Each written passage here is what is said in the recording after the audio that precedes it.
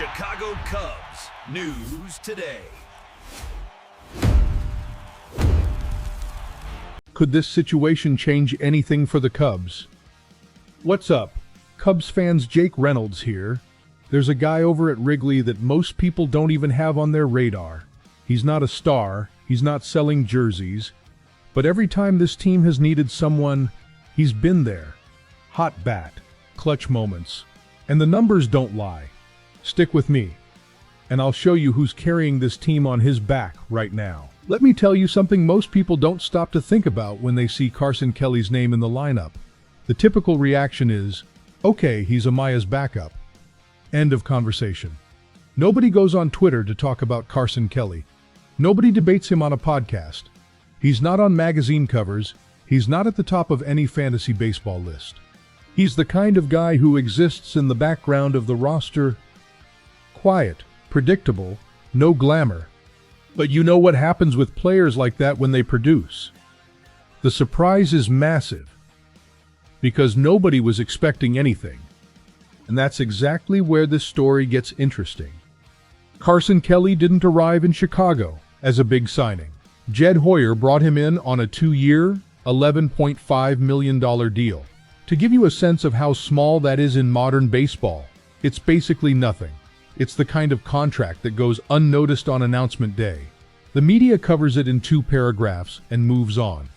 But this guy, quietly, went out and put together the best season of his career in 2025. 3.6 WAR, 17 home runs, 50 RBIs, 48 runs scored.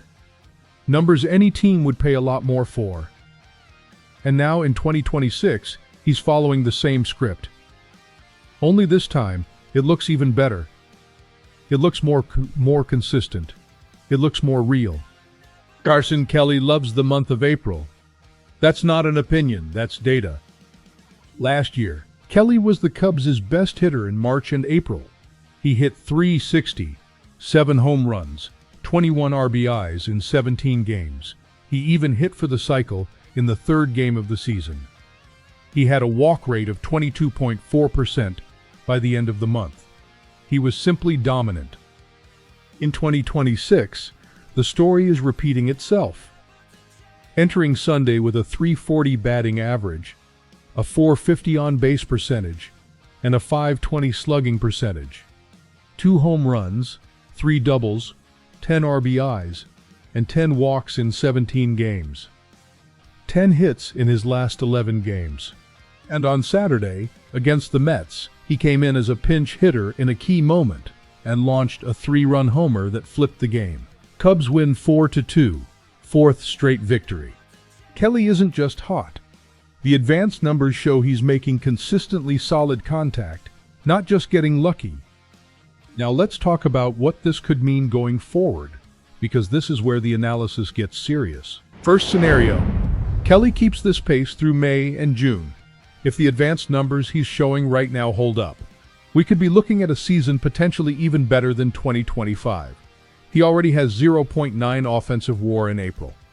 With 6 months left in the season, you do the math. Second scenario, the performance regresses, like it did in the second half of last season.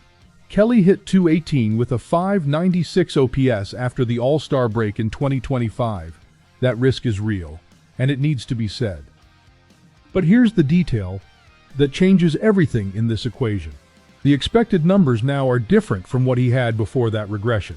His xWOBA is at .435, top 10% of the league. Expected batting average of .328. Average exit velocity of 94.3 miles per hour. Hard hit rate of 57.1%. Those numbers don't just show up by accident. They show he's squaring the ball up in the right spots with real power, and a strikeout rate of 13.3% with a walk rate of 16.7%. That's plate discipline. That's hard to fake. Second scenario, the performance regresses, like it did in the second half of last season. Kelly hit .218 with a .596 OPS after the All-Star break in 2025. That risk is real, and it needs to be said. But here's the detail that changes everything in this equation. The expected numbers now are different from what he had before that regression. His xWOBA is at .435, top 10% of the league. Expected batting average of .328. Average exit velocity of 94.3 miles per hour. Hard hit rate of 57.1%. Those numbers don't just show up by accident. They show he's squaring the ball up in the right spots with real power, and a strikeout rate of 13.3% with a walk rate of 16.7%. That's plate discipline. That's hard to fake. The third scenario, the one nobody's talking about, is the most interesting. What if Kelly becomes a key tactical piece in the second half, precisely because he's coming in fresh from sharing time with Amaya?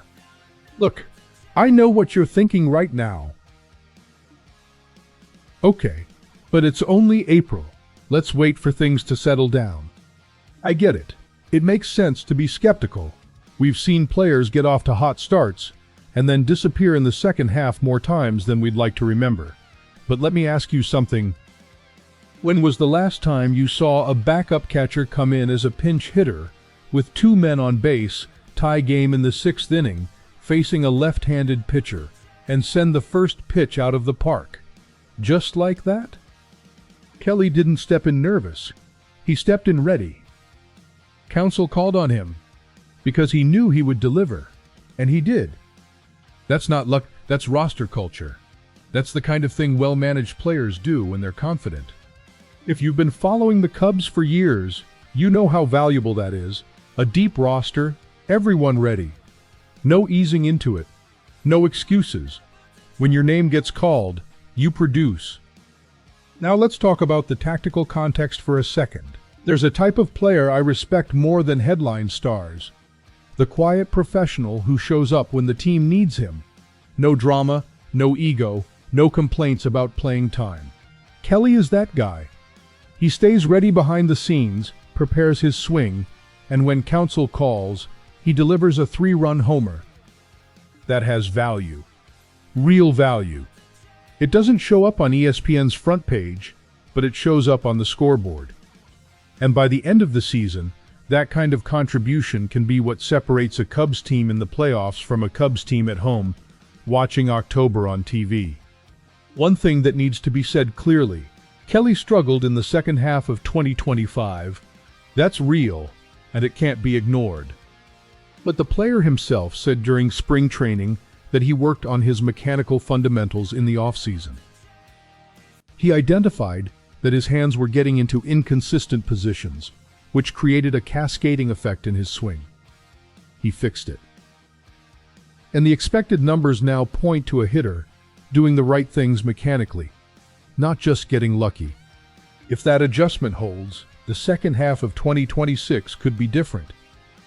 That's the data point that changes the conversation. Carson Kelly cost almost nothing and might end up being worth everything in October. So here's the question: are you still underestimating the no-name in the lineup, or have you learned to pay attention to the guy who's actually carrying the team when nobody's watching?